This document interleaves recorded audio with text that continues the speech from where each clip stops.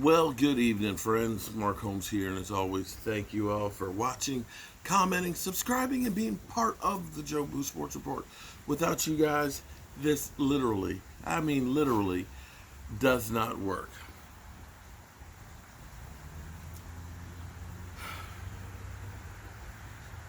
This year has been hell. There is no other way to describe 2020 other than hell. Let's be clear. I there's so many things that happened that if you said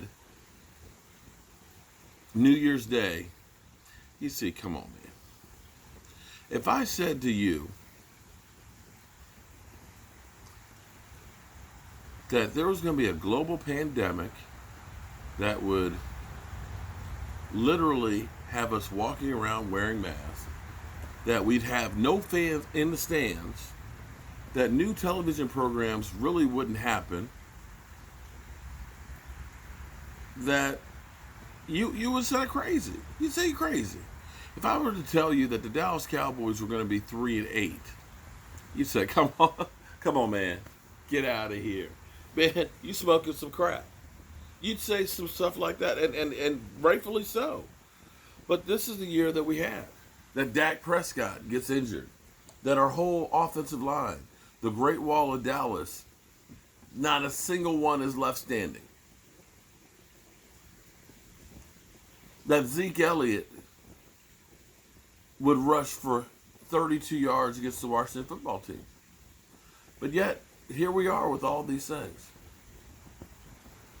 And this, of course, after you found out that Jason Garrett was getting fired.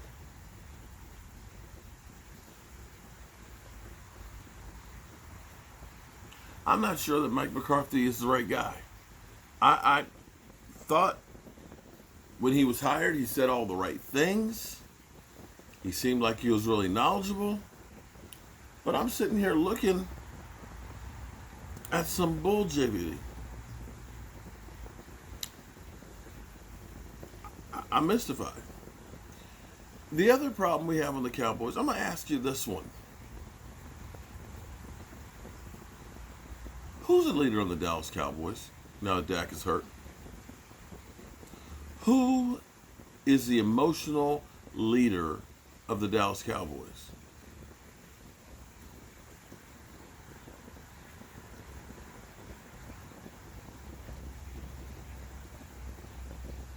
Who is the guy that gets the teams fired up? That leads by example? That people listen to, follow on. You know, they carry the battle flag. You know, during the Civil War, you had that guy who carried the flag. You rallied around the flag. You followed the flag in the battle, no matter what the odds were. Who's our flag bearer? I look at New Orleans defense. I know Demario Davis is a leader. I know when that guy, he picks up the flag, everybody in the defense follows. Leadership. Leadership is key. Because when you don't have leaders, you have a mob.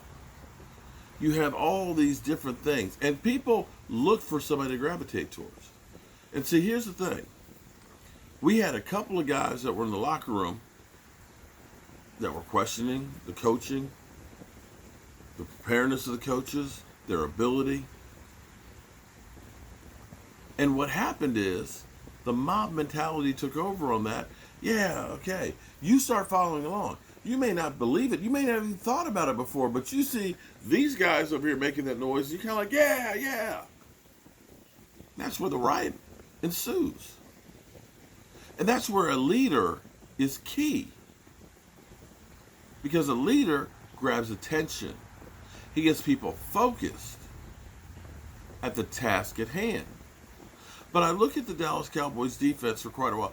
D-Law has tried to be that guy, but hasn't really been that guy.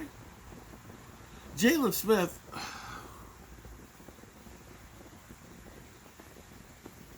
I wish I knew what happened with Jalen Smith.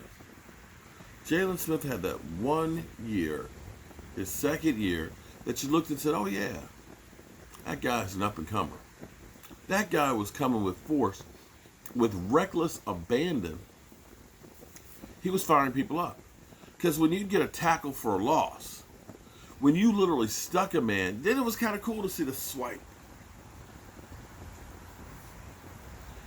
But yesterday, I'm sitting here watching the swipe. Now, I know you got the interception. Congratulations. Wish you'd gotten it in the end zone. But you're a 3-8 team that's losing. I ain't got time for no swipe. Swipe? You might as well been wiping your behind. You're losing. I don't understand this where guys are getting their lunch handed to them. The shit is just demoralizing, and yet they're out there, let's swipe. Are you kidding me?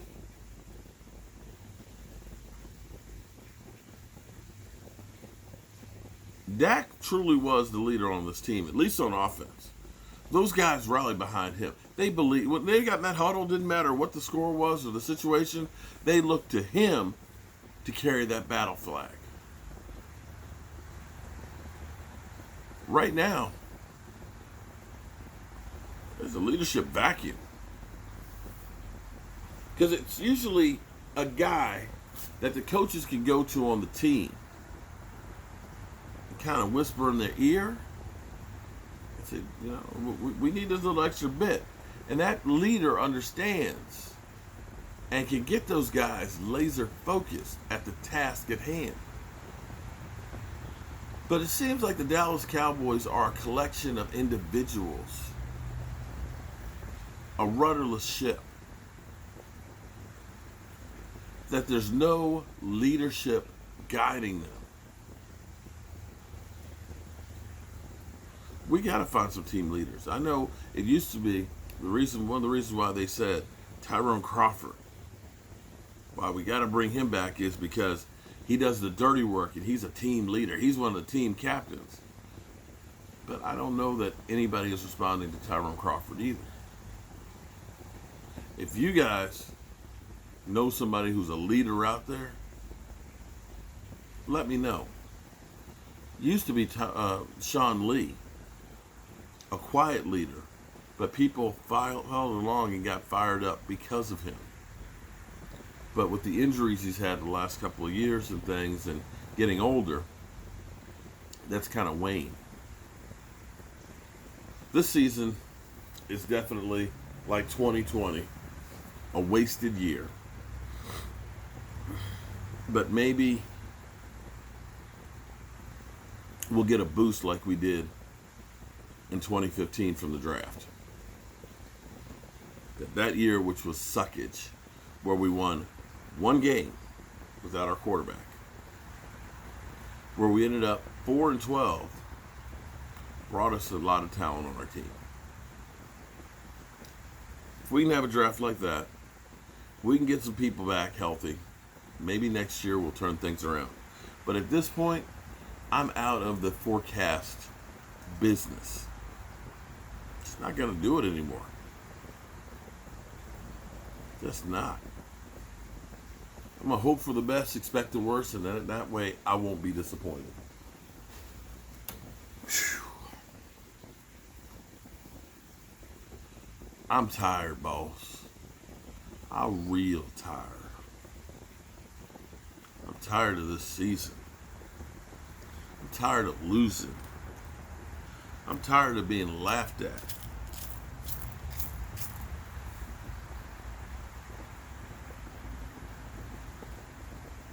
I'm tired of 2020.